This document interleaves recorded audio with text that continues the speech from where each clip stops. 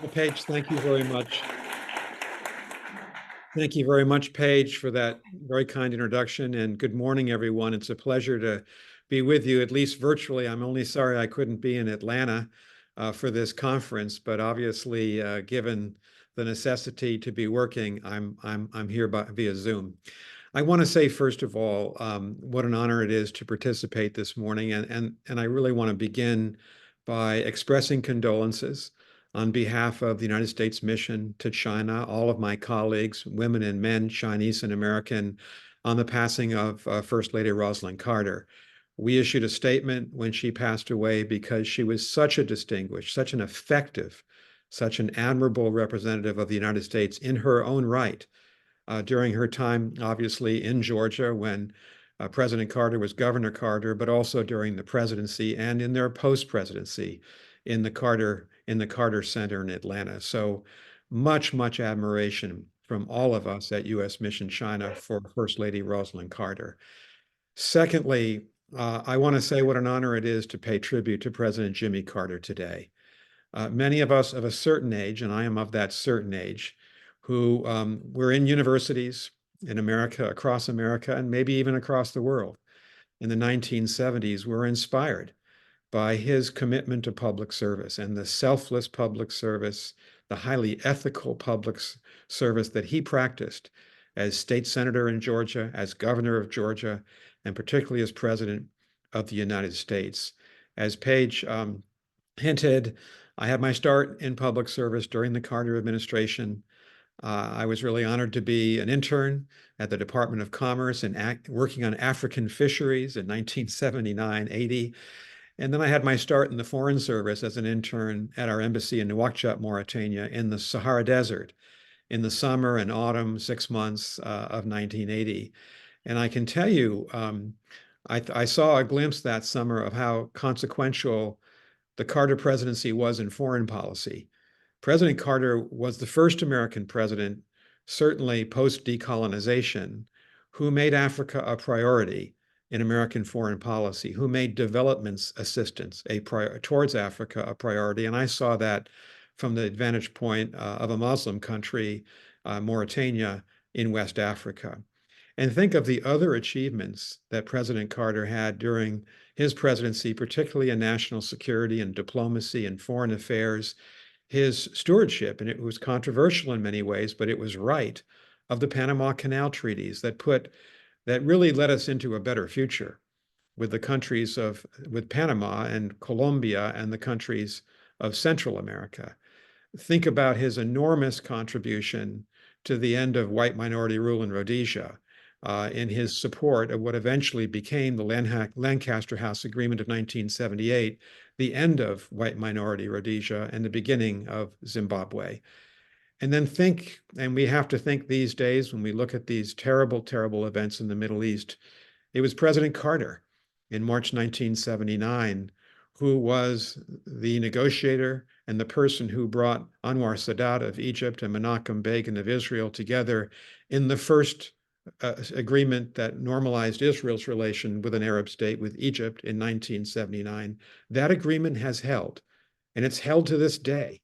And you can see how important it is that Egypt and Israel have open borders, have full diplomatic contacts as they try, both of them, particularly Egypt, to try to help the Palestinian civilians in such harm's way in Gaza. And so his legacy in Africa, in the Middle East, in Latin America, President Carter's legacy is exceptionally strong. And I think for many of us, he inspired us to think about a career ourselves in public service.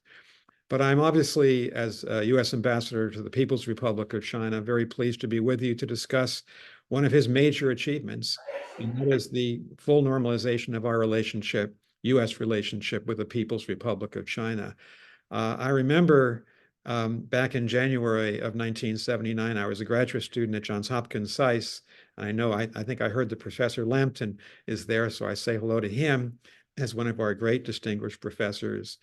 I remember seeing with some of my SAIS friends going down to Pennsylvania Avenue just to see the fact that the American flag and the flag of the People's Republic of China were flying together from the lampposts on Pennsylvania Avenue, which is our tradition during a state visit. And this was the visit of Deng Xiaoping to Washington, marking the agreement on January 1, 1979, 45 years ago, to fully normalize and establish full diplomatic relations between our countries.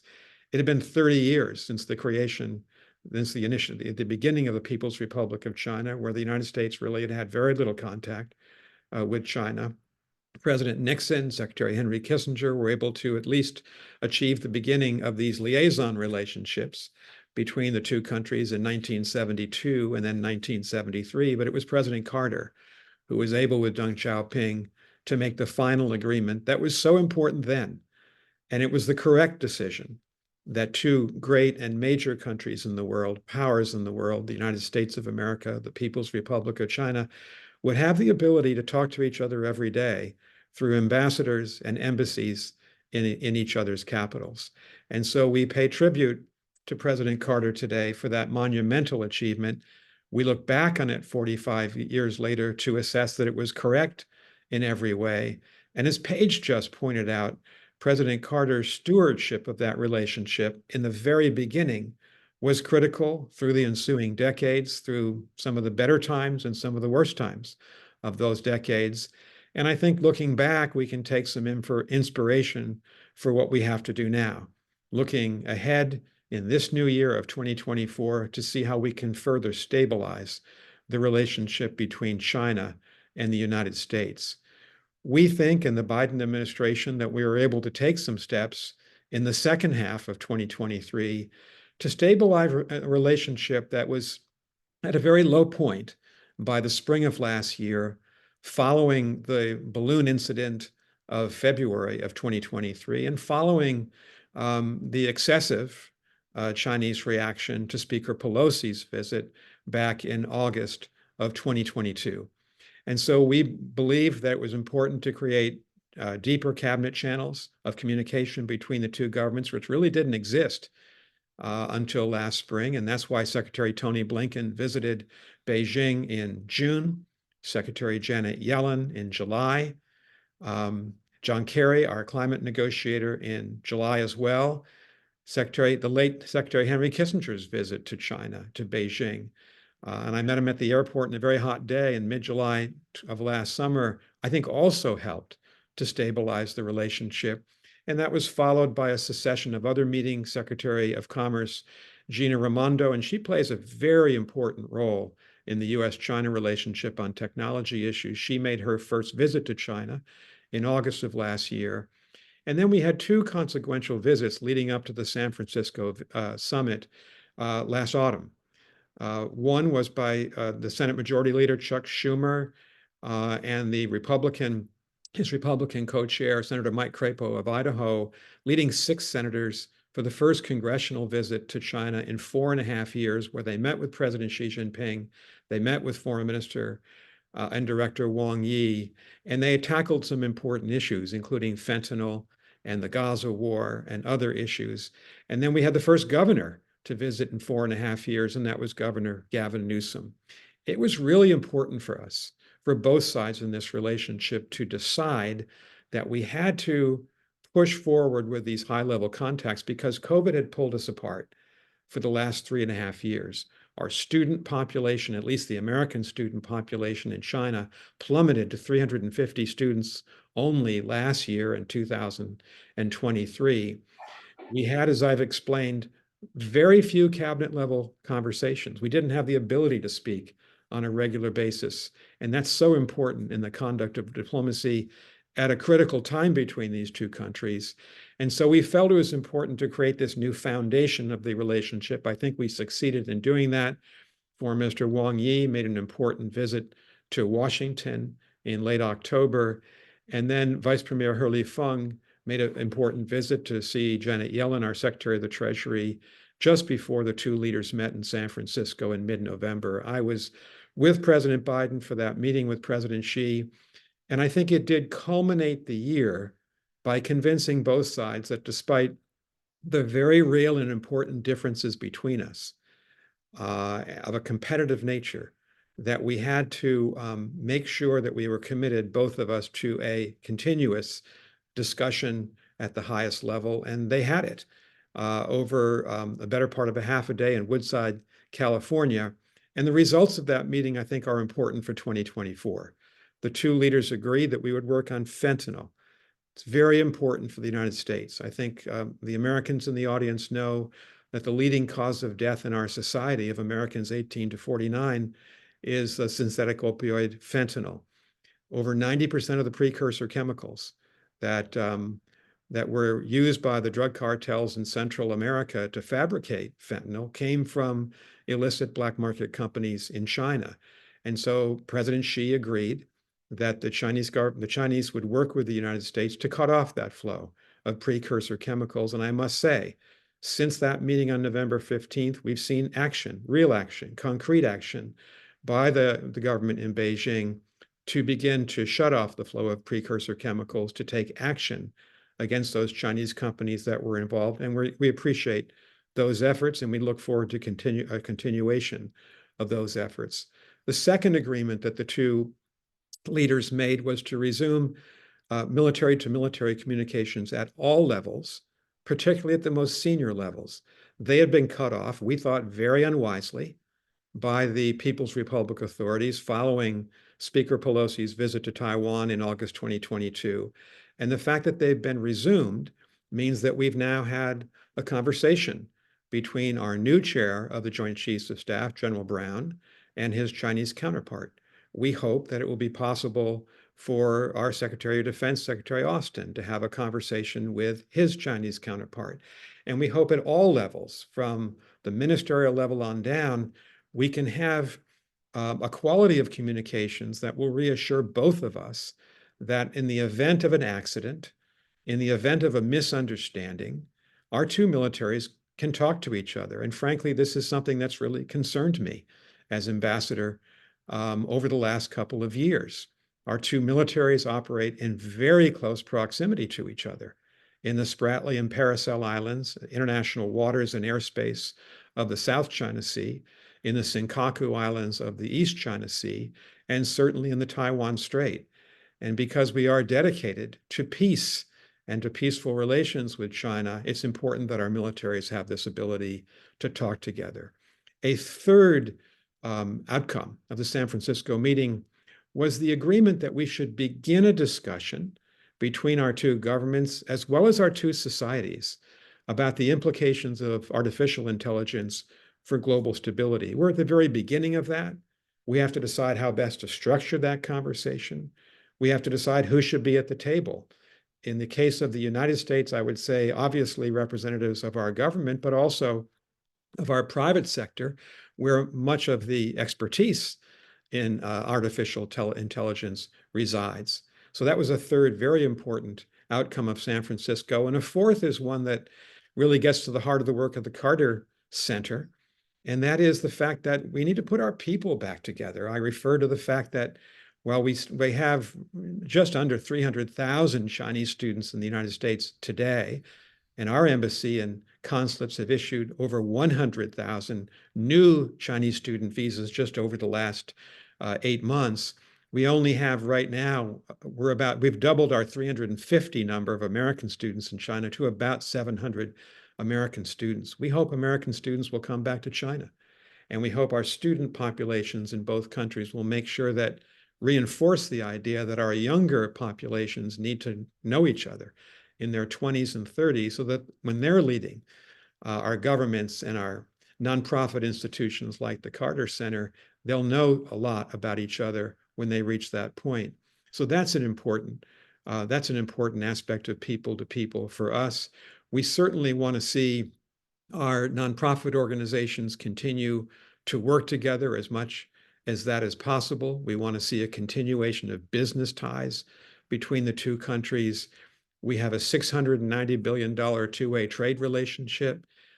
China's become the third largest trade partner of the United States. And so one of my preoccupations is to defend the interests of American companies, to make sure that they're operating on a level playing field in China, which is not often the case. If you think about what Paige referred to is China's inability or refusal to meet its WTO commitments on issues like intellectual property violations, on forced technology transfers, on excessive state subsidies. So this idea of bringing the two peoples together is very important because people in international politics are the foundation of relations between two countries.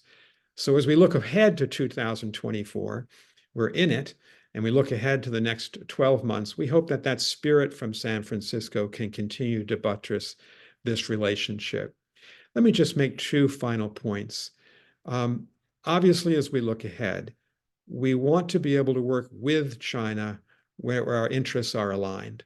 We see that in climate change, where we're the two largest emitters of carbon. China, 31% of global emissions, the United States, about 11%, but both of us have a responsibility to our own peoples and to the world to be working together, as we did at COP28 in the United Arab Emirates. We want to work on global health cooperation as we try to anticipate future epidemics and pandemics. We've got to work better on the next pandemic than we certainly did. We didn't do well together on the last. We want to work together to provide for food security, particularly for those people in the Horn of Africa, in parts of South and Central Asia affected by the impediments to grain exports from both Russia and Ukraine as a result of President Putin's horrific, barbaric assault on Ukraine. That's an important issue between the US and China. And we certainly want to work on agriculture together. It remains one of the most successful parts of the US-China relationship. China's the leading, the United States is the leading exporter of food to China, and China the leading export market for American farmers and ranchers and our fishing industry. So I think working on where we can engage together is obviously a major interest, and it helps to stabilize this relationship. The last point I'll make is to acknowledge the reality that we also have a very highly competitive relationship between our two countries. And there's no other way to describe it. We use that word competition advisedly, because in many realms, in the military realm, in the Indo-Pacific, the United States, through its allies with Japan, with the Republic of Korea, with Thailand, with the Philippines, with Australia, obviously is going to protect our allies and work with our allies to make sure that the sea lions are open to commercial traffic. We will object when China oversteps the boundaries of international law, as it's clearly done in the South China Sea, particularly on the issue of Second Thomas Shoal and Scarborough Shoal. So that issue of military competition, security competition, is very important as the democratic countries of the Indo-Pacific act together. You've seen the rise of AUKUS and the rise of the Quad with India as an expression of that concern about China's assertiveness and aggressiveness in the Indo-Pacific. We're certainly competing on technology grounds. You've seen the United States restrict the ability of American companies to export advanced semiconductors into China because we simply are not going to allow the People's Liberation Army to acquire our most sensitive technology so that it can compete with us militarily. And there'll be no compromise on those advanced semiconductors and other technology restrictions that we've put into place. Another area of competition is in trade and investment that I've already talked about, but it's so important for the thousands of American companies in China that they be treated equitably and fairly. And I can tell you, because I work very closely with those companies, it's often not the case. And finally, and really, this is probably the most important differences where we compete, we Americans prize human freedom. That was a hallmark of President Carter's presidency. He put human rights at the very forefront of his presidency. It's one of the reasons why so many people, including myself, have such huge respect for him. We believe in human rights for people all over the world, including the people of China, in Xinjiang, in Tibet, in Hong Kong, and other parts of China where their political or civil or religious rights are being abridged. And so this is a complicated relationship. We have the issues where we are engaged together, and I talked about them. We also have these very important issues of competition. And so our job in the Biden administration, representing the American people, representing our country, is to make sure that we're pressing forward on those areas of competition and defending American interests. It's also to make sure that we engage with China when we can and when our interests are aligned. And we do so, and President Biden often talks about this, with the need to make sure that there's sufficient connection and communication between our two governments so that we can drive down the probability of conflict and, of course, live in peace with each other as we go forward. I wish I could be with you to hear the debates that are going to ensue today at the Carter Center in Atlanta. But I thank all of you for coming together. I thank you for listening to me. And I want to conclude by paying tribute to President Jimmy Carter, to say how much we respect him, his life, his record of public service, the creation of the Carter Center, and today we salute his leadership in the U.S.-China relationship. Paige, thanks very much for inviting me to speak today, and have a great day, everyone.